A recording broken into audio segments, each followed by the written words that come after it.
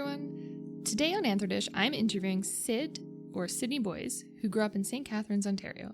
Syd was a professional rower and she currently works for RowOntario. She picked up rowing during high school, which was a natural progression for her since her parents were both Olympic rowers, which is insane. She went on to row for the University of Texas on an athletic scholarship before returning to Canada to row for University of Western Ontario. In 2011, Syd made the under-23 Canadian rowing team in the lightweight women's double. And then in 2016, she made the senior team that went on to compete at the World Championships in the Netherlands. Throughout her rowing career, she faced good and bad years making her weight categories, which made her develop a complicated relationship with food and with her body. Since retiring from rowing in 2016, she's gone on to become an amazing advocate for women in sports. I first met Syd last year at an event that she put on, and we will talk about it more in the show, but it was geared specifically to young women in sports who have had issues with food restriction or with body shaming. While I am so excited about all the interviews that I'm giving on Anthro, this episode has a particularly special place in my heart because I was a young female rower who struggled with body image issues and with food restriction. Since meeting Syd, we've established a really unique friendship where we've gotten very raw in ways that, you might not necessarily with other friends. So I'm particularly excited to interview her today. On this episode, we talk about her experiences as a rower, what sorts of food you eat in order to maintain the fitness that you need to as a high-performance athlete, new strategies that are emerging in terms of healthy weight loss or healthy weight gain, to make certain weight classes in rowing. And we talk about, of course, body image issues, food restriction, and, how to build a network of support and how to overcome them. All right. So today on Anthro we have Syd Boyes. Welcome to the show, Syd. How are you doing? Hi, thanks. How's it going? Good. I'm so excited to have you here. I'm super, super excited to be here, to be honest. Yeah, it's going to be a fun episode. Yeah, I hope so. All right. So can you fill us in on your background? So give us a little background on who you are, what sorts of influences you might have had growing up that would have brought you into the world of high-performance sports. Yeah, totally. So my name's Sydney. Everyone just calls me Syd usually, and that's what I normally go by. Kind of the influences I had growing up in the background where I came from. So I grew up in St. Catharines. I'm in a small community called Port Dalhousie, and Port's pretty well known for a few things, but one of the things is rowing because they have a world-class rowing course there. Growing up, I was a really active kid. I had an older brother who was in lots of sports, so I obviously wanted to be exactly like him and do everything that he did. So I did lots of snowboarding, skateboarding, but also did lots of volleyball, gymnastics, diving. And in high school, the thing with St. Catharines is that they have since they have such a large and world-class rowing venue, they have a really big rowing club, and lots of high schools are part of that rowing club. So I actually got into rowing in high school, and it really took off from there.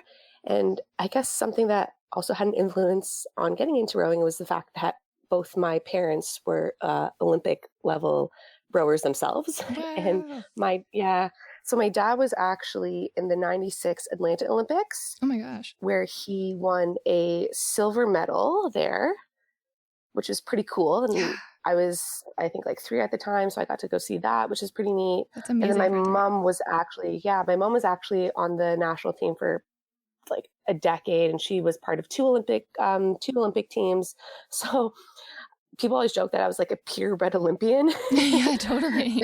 So I think that probably had something to influence me and kind of bring me into the rowing world. Just a bit. But yeah, so I think I always saw my parents in that high performance sports atmosphere, and they also coached after they stopped their high performance careers. But that's, I guess, what really drove me into high performance sports and really allowed me and wanted me to kind of dream big in terms of the Olympics and in terms of representing Canada. So yeah, that's pretty much my influences, especially with sport. That's huge. To have 2 Olympian athletes. I had no idea about that. Yeah, yeah. That's I mean, so it's not sweet. something like I super broadcast, but Fair. yeah, when people find out, they're like, "What?" Yeah, that's so mind blowing. Yeah. So as an athlete, so you're Hmm. working your body to its absolute limits. You're working, Yeah. how many times a day do you practice typically if you're like in a training on season? My last year with the team, I was in 2016, the summer of 2016. It would normally be 2 to 3 times a day, depending on what kind of your schedule looks like in parts of the training cycle. Like sometimes you would go down to like once a day, just in terms of like tapering and stuff like that. But it would normally be 2 to 3 times a day, but definitely no less than two. Oh my But gosh. yeah, you're definitely working your body to the limits, and you want to try to like dig yourself into a hole so that when it comes into a race, you're in that hole and you've practiced it so much, digging yourself in this hole and coming out of it. And that's kind of like the whole point of the practicing and training so much, is so that you're able to accomplish that during your race and during those big competitions. I really like that, I guess, analogy of digging yourself into a hole. I've never really Yeah, yeah, heard that, but that's yeah. really I great. like some of the athletes I coach too, because I actually just finished up a season, my kind of first official coaching season. Congrats. With yeah, thank you. It was interesting. I bet, Um, yeah, to be on the reverse yeah, side. but I actually coached Upper Canada College, so an all boys school as well. Oh my gosh. Yeah, which was really fun. Honestly, those kids were super fun. But yeah, I would kind of use that analogy as well. Like when I would speak to them, I'm like, this is the reason why we have to do these hard workouts, or we're consistently doing these hard workouts. So yeah. That's awesome. Okay, so when you're in that hole, how Hmm.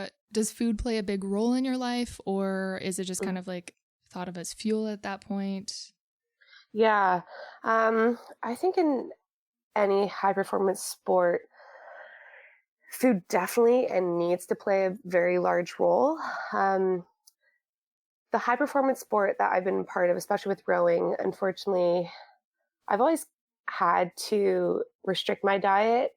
We'll probably get into this later, but because I rode a certain weight class. And so, to be honest, I wasn't eating the stuff that I knew I kind of should be, and keeping up my proteins, my carbohydrates, and fueling well before practices and fueling well after practices. But it definitely is an extremely important part of sport. And I think young athletes, one, don't really understand that. And it's just kind of about volume of food rather Mm-hmm. than actual nutrients. Like the older you get, the more education you get. And I actually studied a bit of nutrition in university as well. So I was really able to kind of dive into the nutrition part of sport. But like the older you get, definitely the more knowledge and understanding you have of what food is to fuel your body for these practices when you're working out 3 times a day. Yeah. Oh my gosh. But it's so important. Absolutely. And I'd imagine it's pretty hard to, find the time to do all the food prep and to get all Oh the my ingredients when you're, yeah. gosh, people, like, honestly, having like we'll probably get into this later, but like having to row lightweight, it's unbelievable how like you have to sit down and you have to like look through what you can eat, then you have to go grocery shopping. And I mean, it's not just like you're picking up like frozen made meals or like cereal and stuff. It's all whole, like tons of produce. And so it's like it takes a while, and then you have to prep all that. Oh my gosh. It's literally like more work on top of the actual rowing, I swear. Yeah. It's like your entire life. Yeah, yeah. So, okay, so let's break it down, go back to the Mhm, idea of weight classes. So you mentioned that mhm. you rode lightweight. Um, Yes. so for those who are listening who are not super familiar with the world of rowing or with the role of weight classes, can you kind of break down what weight classes are in sports? Yeah, definitely. Um, I can speak to rowing mostly, but I know there's tons of other sports out there, especially contact sports that have weight classes in terms of safety, right? Mm-hmm. Rowing is unique in that the weight classes, usually typically the bigger you are, the more powerful you are, and you have a very large advantage to being bigger, especially in a rowing boat, just because you have longer levers, like in terms of arms and legs, and you're more powerful with more muscle. Um, so they have these basically just two weight classes, lightweight and heavyweight. And the weight classes are actually different even at the international level of racing. So for women, for lightweight women, you have to be under 59 kilograms, but then your crew average has to be an average of 57 kilograms. So whether you're in a double or a quad, between you and your other partners rowing, you have to average 57 kilos. So, which is like super, super light. It's like 125 pounds. And so sometimes it would work in your advantage if you were rowing with a much smaller partner or girl, right? One of my teammates was fortunate enough for me. She was super, super light and sat really light. So that meant that I could be basically at max weight, which is 59. Nice. And she would sit lower, right? Yeah. So it's becomes down to literally the gram. And you do body comps to make sure like what's healthy, basically air quotations, for you to make weight. And there's a lot of science that goes into it and a lot of monitoring and stuff. But basically it's lightweight for women is 59 kilos, an average of 57. I believe for men, it's 72.5 kilograms and an average of 70 kilos. So still for men, for like men, that's pretty tiny. Super light. Yeah. And you have guys who are like 6'3" trying to make 70 kilos. It's just like, oh, that was, yeah. So my dad actually rode lightweight, throughout his international career. And you just would see photos of him and his face was just sunken in, and you can see literally every muscle fiber in every part of his body. It's just like, I remember looking at those as a young kid being like, well, what's wrong? It's so interesting, like as a young kid that you identify it as wrong, but then when you're in the moment, you might not necessarily see it that way because you see it as like a success that your body got to that level. Oh, absolutely. Oh my gosh. Yeah. Like you just want to try to, you just want to try to be as thin as possible. And like, it's never good enough. And even if you are as thin and as light as you've ever been, like, especially for me, like I never thought that was good enough. And I never thought, and I always thought, I was like, oh, I could be thinner. I could lose more weight, So it's just, it's such a skewed perception and something that really bothered me, I think. But yeah. Yeah, truly. So I want to go back to, you were talking about when you're working with the team that there's the average average weight for the boat, and then the like individual athletes weight. Yeah. So it becomes, not just your own success in terms of your weight or your strength and abilities, but also like the success of the team that you're working with and your role in that, right? So do you see any rowers using strategies to maintain weight that are healthy or unhealthy, or like, so what are the main sorts of strategies that you see rowers maintaining? Yeah. So I think a big point with being lightweight and be able to get down to weight is education. And because there are proper ways and effective ways of losing those last few kilos without putting your body in a whole lot of stress, but without you actually knowing how to do that properly, you can't do it. And I think I struggle with that, especially in my first year trying, not first year trying out for the national team, but my second year and onwards. I wasn't aware of the strategies and the technology behind making weight. And I thought I just knew everything, and nothing was ever really communicated well to me. And I definitely struggled. And it wasn't until I actually lived with another girl who's actually a lightweight on the national team training. And I was just in university, and we kind of knew each other from our home club in St. Catharines. And she was the one that actually sent me all the documents and all of the procedures and stuff and how to properly make it down to weight within the last kind of few days leading up to competition. Wow. And my mind was blown. I was like, where were these documents? And why wasn't I told this like way back when? But so a big part of that is one, maintaining or doing a low residue diet 2 or 3 days out from your weigh-in. So that means that you eliminate all fiber and salt from your diet, and you basically just eat simple carbs and protein. It sounds like super awful. Yeah. Pumping your body. You're basically just trying to keep up your caloric intake because you're still training during that period, but you want to eliminate like your salads and your vegetables and yeah, it's super interesting. You're like, oh my gosh, that sounds awful. Like, why would you ever do that? But it works so well, and you only have to do it for 2 or 3 days to kind of basically just flush out all the water and fiber in your body because that stuff holds on, right? Right. It holds on to water. So basically, like a low residue diet is used for that purpose, just basically flushing out. And I could lose upwards like 1.5 kilos just off a low residue diet. It really worked for me. Like in 2 days, you could do that? Yeah. Wow. It was unbelievable. Like I noticed like right away, I was, there goes all that weight. That's so interesting. Yeah. So, and then like the day before competition at a certain time, you would stop drinking water. And then when it did come down to competition day, because you have to also weigh in 2 hours before your race.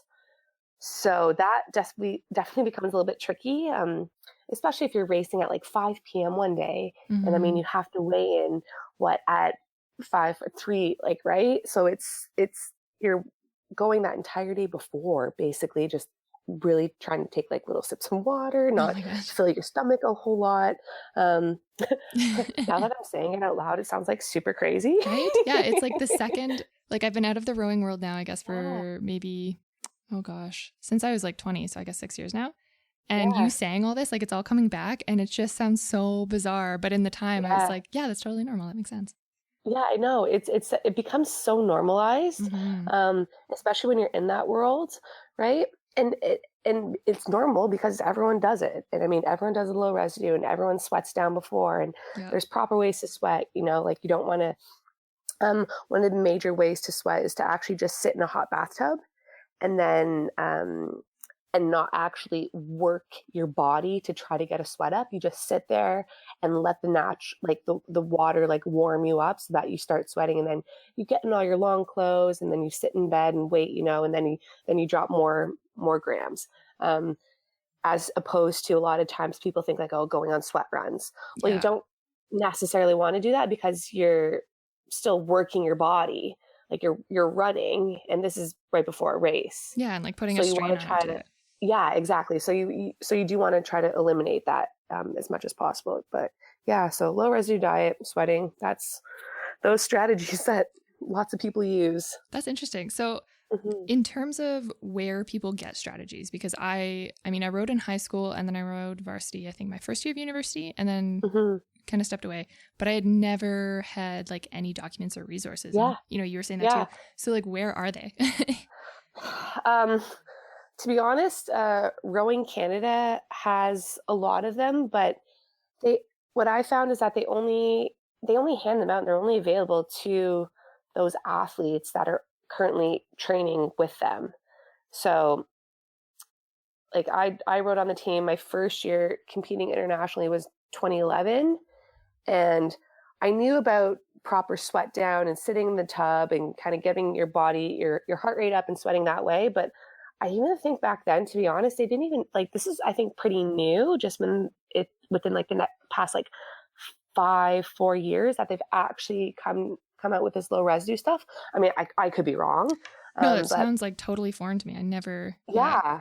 And lots of people don't know about it. I don't think this is out there publicly. Like I've given lightweights these documents, but it's only because I was given them from other athletes, right? I don't think they're like on a website or just out there. Like you might be able to kind of like Google like low residue diet and stuff. Fair, like the good thing about these documents too is that it literally has like, they're developed by nutritionists and with sport physiologists to kind of ensure that things are in place properly. But they have kind of like a good list of foods you can eat and a bad list of foods you can eat. Like I know a good list, I would always eat basically just like plain yogurt with bananas, like, and honey, which was really yummy. And still, I felt rather healthy, you know, Yeah, definitely. It's not rather than just like candies and breads. Yeah, just eat a loaf of bread. But yeah. Cool. Yeah. So on the opposite side of, like, it's wonderful to see that there's kind of that nutritional influence and that dietitian, you know, recommended sorts of approaches coming in. So on the other side of food restriction, so for those rowers who don't have that knowledge and who are just coming in with that, I think what were you saying? It was like decreasing volume versus like increasing nutrients or things like that. Do you find there are a lot of people that are still kind of resorting to these unhealthy tactics, or not so much anymore? It's difficult. I think at a high school level, yes, because people just don't know. And I mean, high school coaches, unless you've actually rowed at an elite level, you wouldn't know this stuff. Yeah. But I think more, I mean, I rowed at the University of Western, and that has an extremely successful rowing program with lots of resources. And I mean, it also happened to be in the same city as the National Training Center for a while. So it was really good kind of to be in that environment, at least at Western, because there were those resources available. I can't honestly say if people from other schools, like universities or even high schools, kind of know about this stuff. But it's so beneficial. Like, even you know what, I could say I think people don't actually know about this and are resorting to those kind of like archaic almost types of weight making tactics, because I actually had a conversation with a fellow who rows in Toronto, and he didn't know about like a low residue diet. It was all new to him, and meanwhile he's like a pretty like high performance athlete, and he was like, oh wow, this is really good information. So I was like, oh wow, good, I'm glad I could inform you. Right, just spreading the good word. Yeah, that's great though. I mean, yeah, it's kind of it's surprising that, you know, someone in Toronto, especially, like Toronto has a pretty good rowing scene as well, so it's it does. Okay, so I wanted to shift gears a little bit and talk about body shaming in rowing, particularly for female athletes. So, you know, particularly when you're rowing and you're rowing with a team and you have this coach kind of helping guide your team through it, you know, it suddenly becomes okay for your body to be talked about as if it were not just your own anymore. So can you kind of speak to your experiences with that and how you dealt with that or didn't deal with that? Oh gosh, the big question. I want to say how I didn't deal with that. Yeah. Like,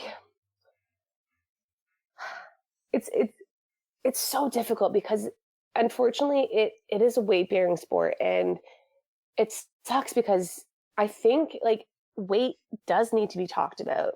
One, because I think just even as a heavyweight rower, like things can be more efficient and you can be stronger actually if you do weigh a certain weight, you know, instead of just bulking up, you know. But at the same time, it's such a touchy subject. And I think I was exposed to a lot of negative talk, like about me, especially. And I think a lot of athletes go through it, unfortunately, with coaches, especially at the high performance level, because everyone talks about everyone. And literally even last weekend, I heard people talking about other national team rowers and their weight and just their bodies and stuff. And that was one of the reasons why I got out of it, because I didn't want to be talked about anymore. And I didn't want to have to stress about coaches looking at me and my teammates looking at me and really the nitty gritty of if she's at weight and, oh, she doesn't look at weight, or, oh no, she looks at weight, but she's not actually weighing in super light. You know, it's just, it was just enough for me. Yeah, it's a lot. It's a lot. But yeah, there's it is. And I mean, especially as a young female woman, like, really, like, is that what you want to go through? I mean, in the time, like going through it, I was like, almost like, oh, it'll be worth it, you know? Yeah, which is wild. Like, yeah, it is wild. Yeah, exactly. Like, stuff to think about. But like, I mean, yeah, it's so disheartening, you know? And I think a lot of people get sucked into it. And I mean, don't get me wrong, like I've commented on women's bodies before, 100%, because everyone does it. And I'm ashamed now out of the sport, like I would have, like, there's a few instances I totally would have done things differently. Because I think a lot of it does have to do with mental health. And I struggled with that, especially.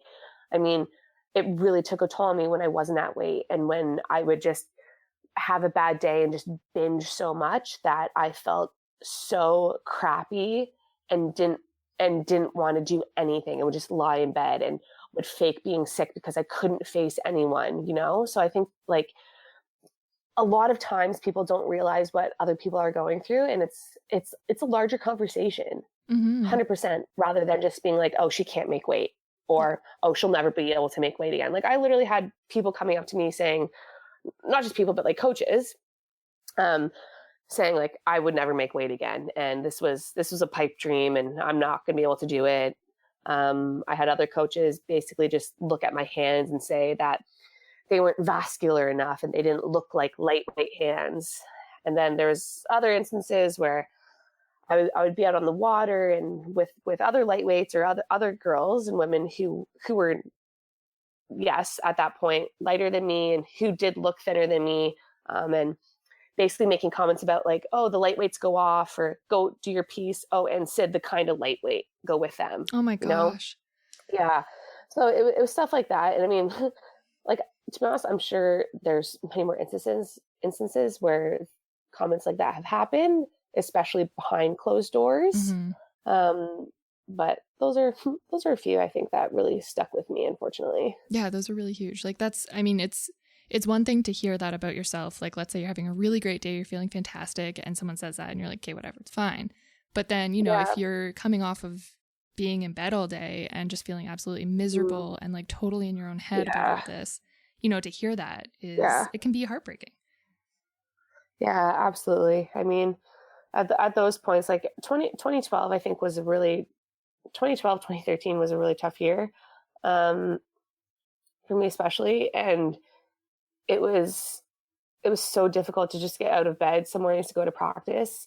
And I'm the type of person that like really doesn't ask for help a lot of times, although I think I probably should have in some cases. But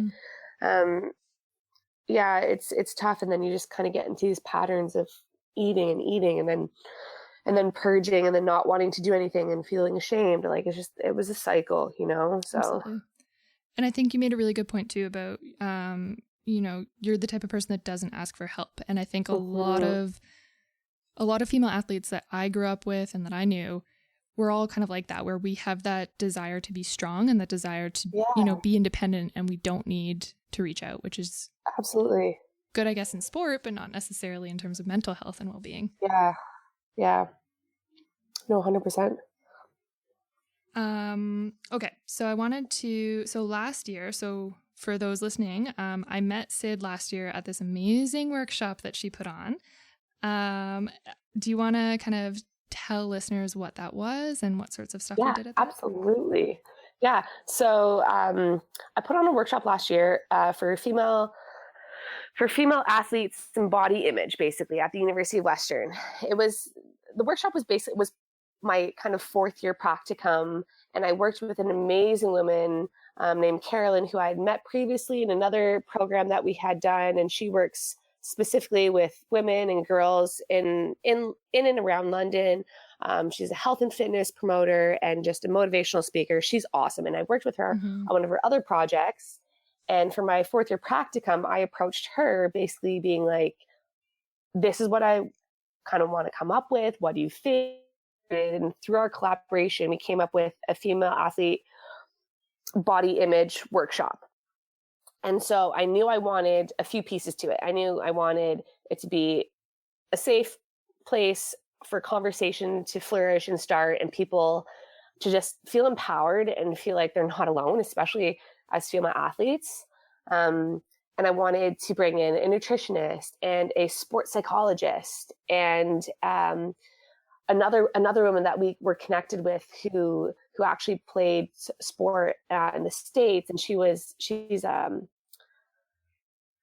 owns her own gym, and she's really big into self-defense. And so she taught some self-defense, and I knew I wanted to kind of end off on like a meditation and yoga piece. And so this workshop really, what's the right word? It really I was so happy and just motivated by how many people one showed up, Sarah included, just through like, honestly, just through like word of mouth. And like, I've made so many connections through this, and it's just been such an unbelievable support. Like even what, like a year after, connecting with people and still having conversations like this, I think is so important. And this is what I wanted to have happen. So the workshop was awesome. I think it was a great day for all girls, like even girls from St. Catherine's Rowing Club kind of found out about it, and young high school girls came up to London for a day. Yeah, that was so cool. And other in London came out, and lots of other female athletes from Western and from Brock, especially. Like it was really quite freaking awesome. Yeah, it totally was. It was just, and especially like being, you know, part of the, I guess like one of the guests there, or participants, there's the word. Just the energy in that room was so peaceful and so awesome, like calming and empowering, which is just to be able to do that. Like I'm so impressed with the fact that you're able to do that, because it got all these conversations rolling that, you know, weren't happening. Like I didn't have anyone I never talked about that with anyone. And then when I read your story, I was just like, oh my gosh, this person gets it. Like you've been there. Yeah. Which is just like, it's so incredible. But it also speaks to like how prevalent that is. Yeah.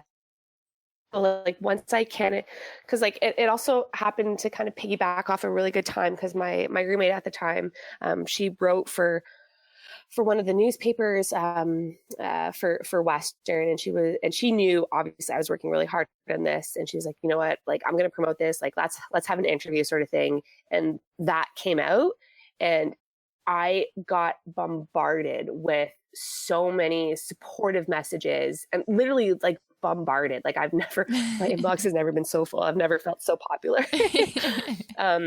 But people just being like, I resonate with this story, and thank you for coming out and saying these things. And it was so encouraging, because it makes you feel like, okay, well, maybe what I'm doing is right. Yeah, totally. And maybe there needs to be more conversation, and people need to open up about this. So it was phenomenal, honestly. Yeah, it really was. And it's like, it's very validating, I think, as well, for a lot of people, which was, like a lot of, particularly for people who didn't get that chance to talk with other people, to have that moment of like, okay, this isn't just in my head. Like this is, other people are dealing with this too, but you don't see it. Yep. So amazing. Absolutely. I know, right? So you were a rower. You finished in 2016 or 2017? Or retired? Yeah, 2016, fall of 2016. Okay. So you go from being this like very toned, very in shape athlete, like peak performance. What's your relationship with your body like now that you're a retired rower? Well, it's a struggle every day. It's, to be honest, it's gotten a lot better, and I didn't think I'd be able to accept my body honestly as well as I have after stopping rowing and stopping being a competitive athlete. I thought it was going to be more of a struggle, to be honest. It definitely has been a struggle, but I thought it was going to be more. But I really am enjoying it, and I know that I think it's difficult because now I'm eating to not feel my body, and I'm eating basically just to do nothing almost, you know? And so I think that's been the biggest adjustment. Like even tonight, I was like, oh, well, like I went on a short run, so I don't need to eat a lot, but you know, like there's still kind of those like ideas and things in your head kind of going. So I think the whole eating to just kind of like be a normal person is definitely a struggle. I mean, it definitely helps having a very supportive partner. Amazing. Yes. and them loving you and loving your body. And so that's what I really try to, like, it sounds bad, but that's what I really try to feed off as well, you know? And also like you just try to rock the confidence, I think. And that's been a big part for me. Is like, you know what? So like I want to wear like short shorts, and I know my legs don't look like they used to, but like whatever, I'm going to do it. And like, it's been so encouraging to see like other lightweight rowers that have stopped the sport and they rock their confidence, you know. It's just like, oh man, that's what I'm going to do. So yeah, it's been a lot. It's been a smoother transition than I thought it'd be. So that's been an encouragement. Yeah, that's really good to hear, because it's just like it's such a it's like one extreme to another. But I find it's absolutely. it's interesting how you're saying, because I still have the exact same mentality of like when after I left rowing, I started running and like doing half marathons and stuff like that. And since having my daughter, I haven't been running long distances, like more than 10K. So in my mind, I'm like, oh, like man, that's still pretty long. But yeah, like in my mind, I'm just like, well, you know, like I only ran 5K today, so I don't need to fuel up as much. So you're still in that mentality of like thinking about it as fuel and not just like that you need to fuel your body no matter what, which is just wild. Yeah, exactly. Just to live. Yeah. Like that's still so important. Still so important. Yeah. Yeah. So, okay, so we kind of talked about this, but do you have any strategies or tips that you would advise young women and particularly young athletes to use on days where you're just like having the worst self-image day or the worst like food restriction sorts of thoughts? Oh gosh. I think one thing, and something that I do too, is, and I think one of the reasons why it was such an easy transition for me is because I had a lot of other things on the go. Like I had school and I had lots of volunteering and I had my work and I had a really great group of friends and a really awesome partner. You know, so I had lots of other things in my life to almost keep me distracted, and kind of ease that transition from high performance athlete to normal human being living their lives, you know? And I think a lot of people struggle with that, especially after high performance sport, is because they've only known high performance sport and that's all they've done. They don't have those other things. So I think one of my tips, maybe strategies, would just be to surround yourself with things, whether it be like your friends or your family or your bike or your book or music. Like music's a huge part for me as well now. Like I love music and I love hiking. So those kind of distractions, I think, and getting out in nature especially is a big one for me as well. So having those things and knowing what those things are for you is really going to help your body image and your confidence. And if you have those low days, you know, and just not letting those low days define you, especially, and knowing that, okay, I'm in this rut right now. Like, this is actually something my mom really, really preached to me. And like, she's been such a huge support throughout my life. Yeah. She's been there, and she's like, okay, you know, you're going to have good days and bad days, Syd.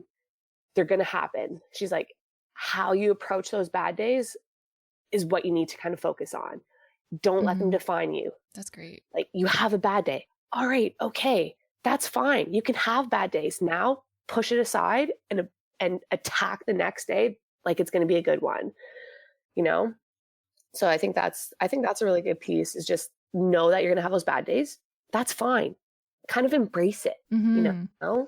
And once it's over, push it aside, forget about it, on to the next day. I love You can only live your life day by day. Totally. You can't stress about what's going to happen in the future. So totally. And I think especially with body image and with food issues, it's like you have to hit every day and just accept, as you were saying, like accept the bad days, know that it's not going to be forever. The next day you can like totally start anew. And that's great. I like both of those, and keeping busy and social and finding new passions. That's all. That's great advice.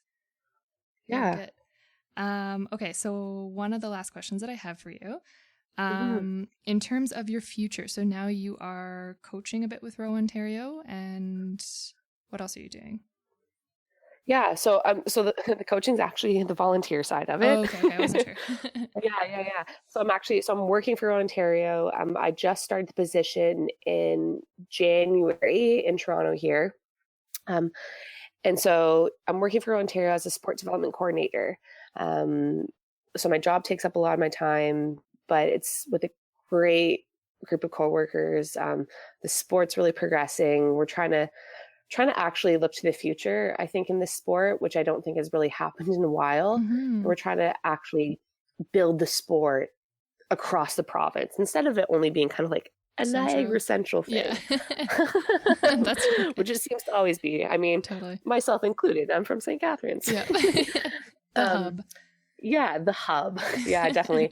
Yeah, so I'm working for Ontario. I was coaching on the side, which is a great experience. I love cooking. Nice. So I still do lots of cooking, and I still do try to eat rather healthy.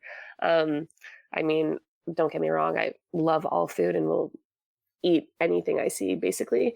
But I also I love camping, and just being outdoors and being outside is just like where I think I'm meant to be. Yes, totally. Yeah. I agree with you on that one. Yeah. So what does the future look like for you? Like, what are some of your goals in terms of your career? Are you going to stick with, the rowing world, or what does it look like for you? Yeah, I mean, that's a good question. I'm not really sure at this point. I really do enjoy coaching. I really do. And it's because I grew up with phenomenal coaches. I mean, my parents being Olympians, and their former coaches being Olympians and stuff, right? So I think I have a pretty good base of coaching knowledge as well, and I've kind of taken tactics. So I really love coaching. I can see myself doing more coaching. In terms of staying kind of like in the sport administrative side of rowing, I'm not sure that's where I'm best suited for. I get really passionate about the sport, and I don't like it, and it really gets to me sometimes when people talk negatively about other people and other clubs and stuff like that. Mm-hmm. So I'm not sure how much of that I can take. I think for the time being, I can actually help progress the sport and do lots of things for it. But I'm not sure I definitely want to stick with rowing.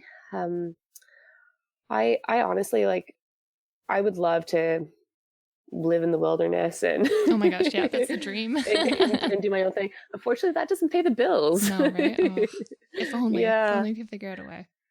Yeah, we should. Oh man, if I figure out a way, I will let you know. Yes, please do. You'll just see so many people rushing out to the woods. Yeah. All right. Well, thank you so much for spending time with us, sharing your story. You're just you're such an inspirational woman and athlete. Oh man, thank you. Yeah, it's just been so lovely talking to you. Oh, it's been such a pleasure. Thanks so much, Sarah. That was an interview with Syd Boyes, current sport development coordinator for RowOntario and former professional rower for Canada. And most importantly, an amazing role model for young women, particularly those who are entering the world of sport. Thanks so much for tuning into Anthro Dish. We'll see you next time.